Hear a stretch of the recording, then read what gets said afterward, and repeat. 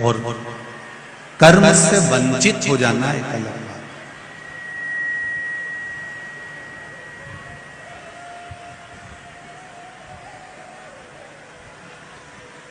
ऐसे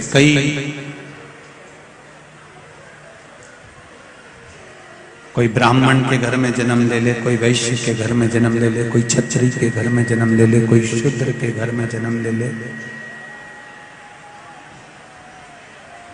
पर शिव महापुराण की कथा कहती है अपने कर्म ठीक होना चाहिए।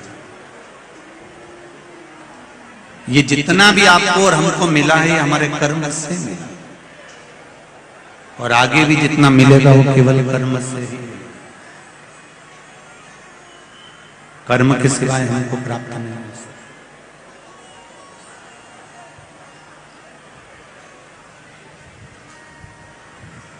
देवराज नाम के ब्राह्मण की जो माता थी वो शिव की उपासक।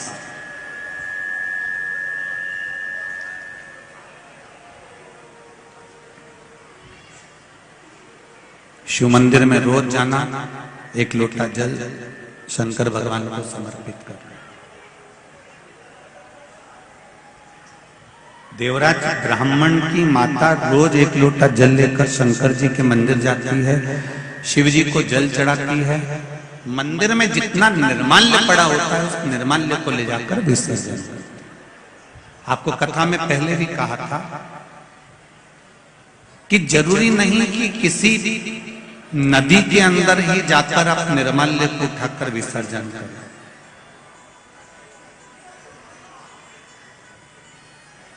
क्योंकि अगर हम सारा मंदिर का पूरा के पूरा निर्माल्य उठाकर अगर किसी नदी में, पवित्र नदी में विसर्जन करें तो पवित्र नदी भी धीरे धीरे धीरे धीरे फूल पत्ती से वो भी दूषित होती चली जाती।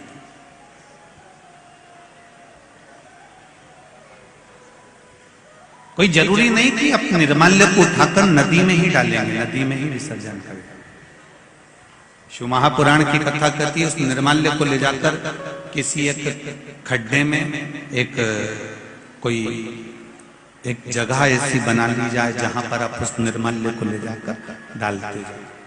धीरे धीरे धीरे धीरे वो निर्माल्य भी खाद का रूप ले लेगा और उससे प्रकृति की सुंदरता में कहीं कहीं वृक्षों में उसको डालने के भी हम प्रयोग में ले सकते, उसको डाल सकते।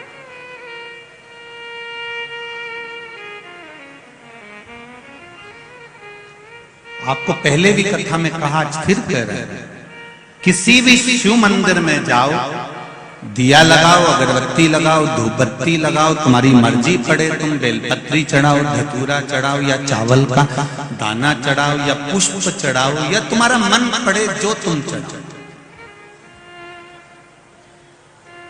पर उससे बड़ा है शंकर मंदिर में जाकर, भगवान शंकर के शिवालय में जाकर, शिवालय के अंदर पहुंचकर दिया लगाने से धूपबत्ती, अगरबत्ती या चावल या बेलपत्र चढ़ाने से भी ज्यादा फल मिलता है। शिव मंदिर में जाकर, शिवालय में जाकर, शंकर मंदिर के आसपास अगर कोई निर्माल्य पड़ा हो या कोई गंदगी हो रही हो, उसको साफ कर देने से भी हमारे जीवन की राहें साफ हो जाती।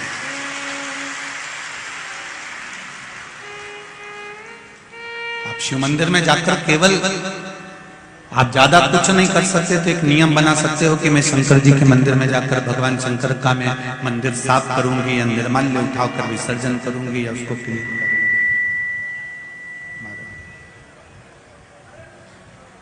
आप जाकर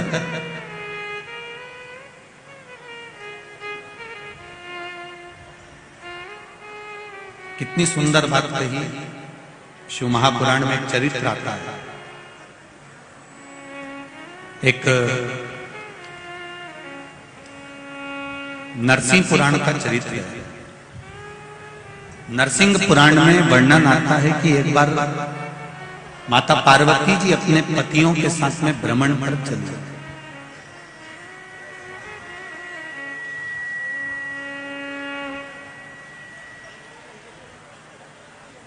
और माता पार्वती जी जब भ्रमण पर चली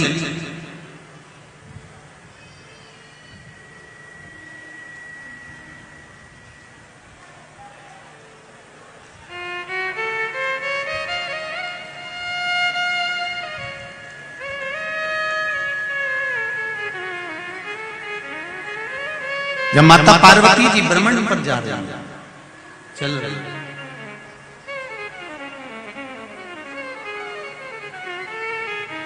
माता द्रौपदी जी जब अपने पतियों के साथ में भ्रमण पर चली हैं, नरसिंह पुराण कह रही है कि द्रौपदी अपने पतियों के साथ जा रही थी और जाते जाते जाते जाते बीच मार्ग में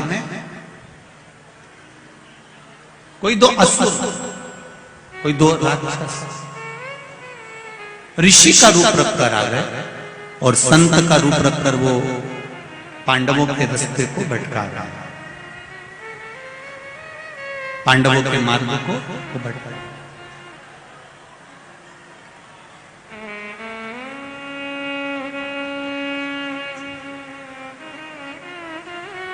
बीच मार्ग में उनका भेंट जाना,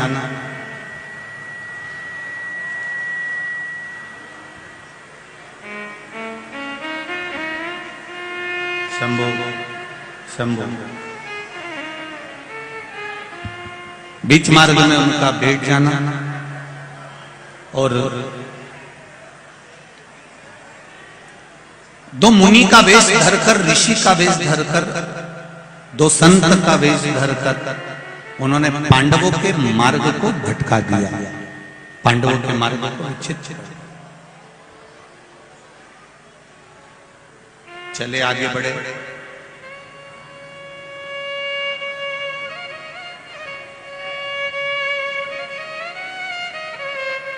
दोनों के दोनों असुर जब आगे बढ़कर चलते हैं, आगे बढ़कर जाते हैं, तो उन्होंने जब द्रौपदी का सुंदर स्वरूप देखा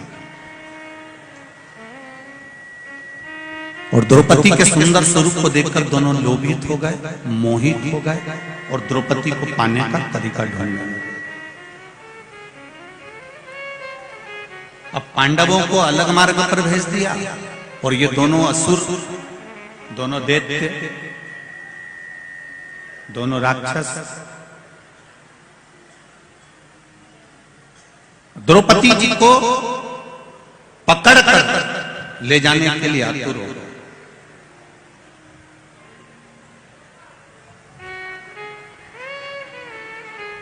जब दोनों ले जाने के लिए आतुर हुए, इतने में अर्जुन को मालूम पड़ा कि द्रौपदी को कोई हाथ पकड़कर खींच कर लेकर जाता है। अर्जुन पीछे पीछे भागे और अर्जुन पीछे पीछे भागकर द्रौपदी को बचाने के लिए जैसे दौड़े, दौड़ते से उन्होंने द्रौपदी को बचाने के लिए असुर का, राक्षस का हाथ पकड़ा और उसको द्रौपदी को छुड़ाने लगे।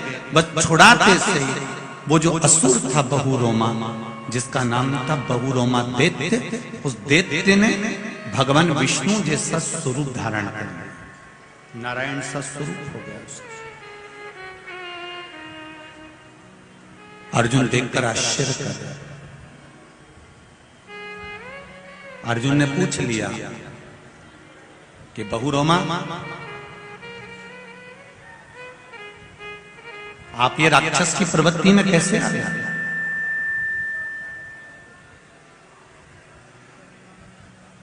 और एकदम आप राक्षस की प्रवृत्ति से छूटे, द्रौपदी का हरण करते करते मैंने आपका स्पर्श करा, आपको मारने के लिए आतुर हुआ और आप भगवान विष्णु जैसा स्वरूप आपने धारण कर लिया।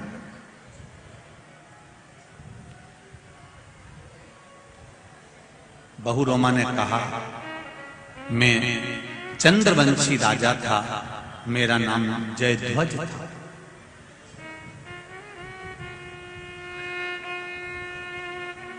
इससे पहले भी मैं एक ब्राह्मण के घर में जन्म लिया था।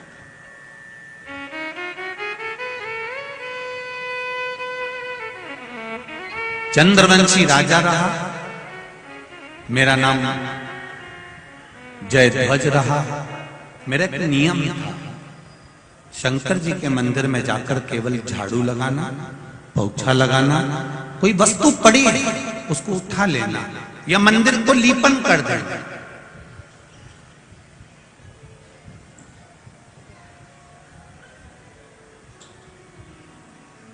लीपन का मतलब आप लोगों को मालूम होगा, गाय का गोबर हाथ में लेकर पहले के जो मंदिर होते थे वो तो मार्बल के या पत्थर के या इस चीज के होते नहीं थे, तो नीचे मिट्टी या गोबर से उसको लीप दिया। लीपन का मतलब होता है कि हमने अपने अहंकार को भगवान के चरणों में विलीन कर दिया, इसको लीपन कहलाता था। अभिमान शिव जी को भगवान के चरणों में हमने अपना अभिमान छोड़ दिया, इसको लीपन कहते हैं। लीपन का ही भाव कह दिया, लीन हो जाना, परमात्मा में समाहित हो जाए। अब मेरा नाम जयध्वज था, मैं चंद्रवंशी राजा था। शिव मंदिर में जाकर रोज झाड़ू लगा देना, पोछा लगा देना, लीपन कर देना। लोग मुझ पे हंसते थे, इतना बड़ा राजा होकर शंकर जी के मंदिर में झाड़ू लगाता है, पोछा लगाता है, सफाई करता है। मेरा माताओं से निवेदन है, जितने भाई लोग यहाँ कथा सुन रहे हैं उनसे भी निवेदन है, एक बात अपनी जिंदगी में उतार कर रखना। आप शंकर भगवान के मंदिर जाएंगे, आप राम जी के मंदिर जाएंगे, आप कृष्ण के मंदिर जाएंगे, मां जगत जननी के मंदिर जाएंगे, आप देवता के अगर मंदिर जाएंगे तो आपको हंसने वाले, टोकने वाले, पूछने वाले ढेर मिल जाएंगे। और आप किसी शॉपिंग मॉल में शॉपिंग करने जाओगे या टॉकीज में फिल्म देखने जाओगे, ना तो कोई आपको पूछेगा, ना आपको कोई टोकेगा, ना आपसे कोई मतलब रखेगा। दोनों में अंतर है, जरा ध्यान रखिएगा। मंदिर जा रहे हो तो 50 बार पूछ रहा है, पशुपति व्रत क्यों करे, किसके लिए करे, सियोर वाला महाराज ने बताया था क्या, मंदिर क्यों जा रही है, लोटा भर के जल क्यों चढ़ा रही है, क्या कर रहा है, कारण क्या है, क्या हो गया ऐसा जो मंदिर जाने लगी। तुम तो पढ़े लिखे लोग हो, क्यों चक्कर में पड़ जाते हो। अच्छे जीन्स पहन के मंदिर जा रहे हो, टी शर्ट पहन के जा रहे हो, तुम्हें तो अक्ल होना चाहिए, काहे को तुम इसमें मंदिर में जा रहे हो, क्यों जा रहे हो। अगर तुम ये बात टाकीज में जाने वालों से कह दो, रे क्यों जा रहे हो फालतू के कलाकारों का कला देखने के लिए मंदिर जाओ। तुम इनसे कह दो कि शॉपिंग मॉल में क्यों घंटे 2 घंटे बर्बाद कर रहे हो, कोई नहीं कहेगा। हम दिख भी गए ना तो थोड़ी सी स्माइल दी और चल रही है, इससे ज्यादा कुछ।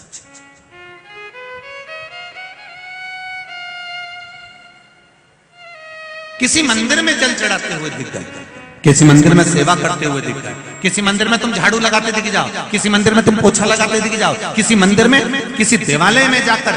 क्योंकि शिव महापुराण की कथा कहती है जहां पर भगवान स्थिर रूप में बैठते हैं, प्रतिष्ठा के साथ बैठते हैं, वो मंदिर कहलाता है। जहां पर मेरा देव अधिदेव महादेव बैठता है वो मंदिर नहीं, शिवालय कहलाता है। वो शिवालय, मंदिर में और शिवालय में अंतर होता है।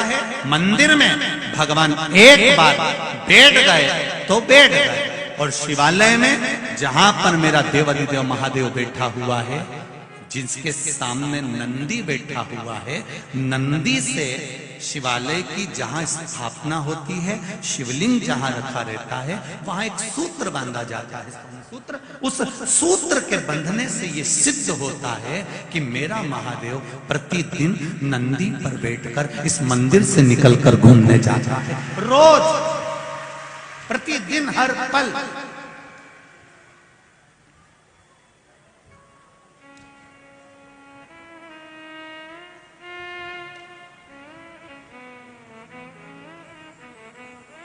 हमारा गुरु घर यहीं नजदीक में ही है, लाल हॉस्पिटल के पीछे श्री गोवर्धन नाथ जी की हवेली, हमारा गुरु घर है।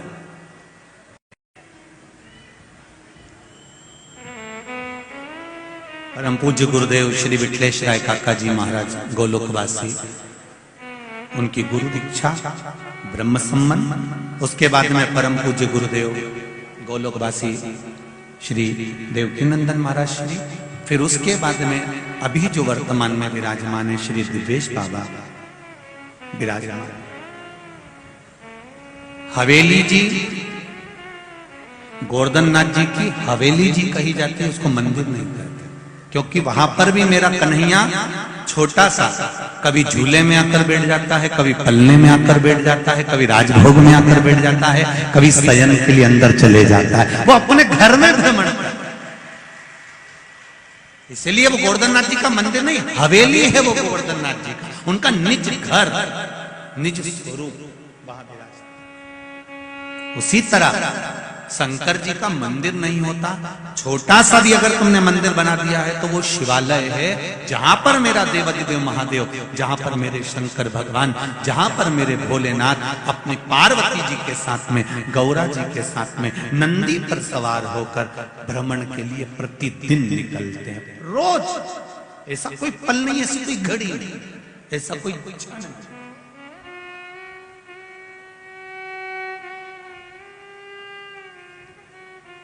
मेरा नाम जय ध्वज है और मैं जय ध्वज शिवजी के मंदिर में आराधना करता था, शंकर जी के मंदिर में पूजन करता था, शंकर की आराधना में लीन रहता था, शंकर की भक्ति में लीन रहता था।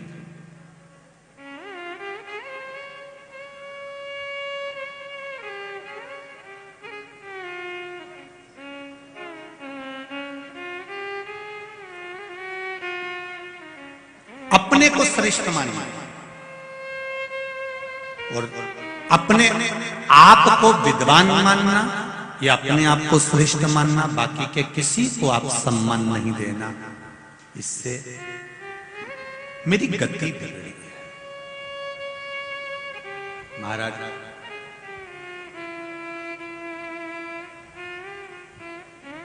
मैं शिव मंदिर में जब झाड़ू लगाता, पोछा लगाता, तो वहां के ब्राह्मण ने मुझसे पूछा, आप इतने बड़े राजा हो, चाहो तो नौकर को भेज सकते हो, दास को भेज सकते हो, सेविका को भेज सकते हो, नौकरानी को भेज सकते हो झाड़ू पोछा करने के लिए। और हमारे यहाँ स्कंद पुराण में जो 16 सोमवार के व्रत की महत्वता कही है,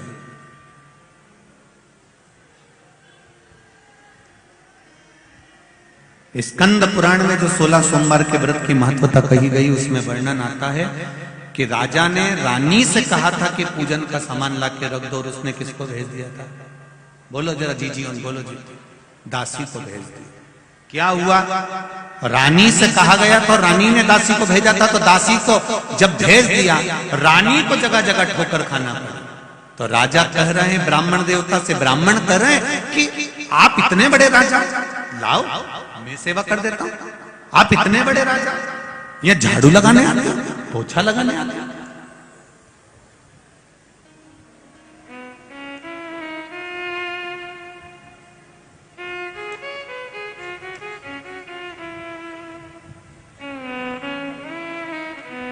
कई लोग बहुत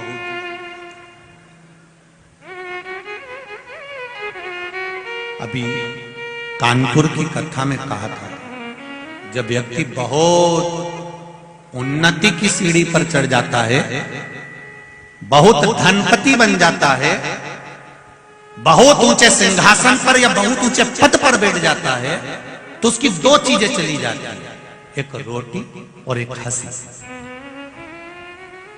ये दोनों चीजें धीरे धीरे कम होती चली जाती है।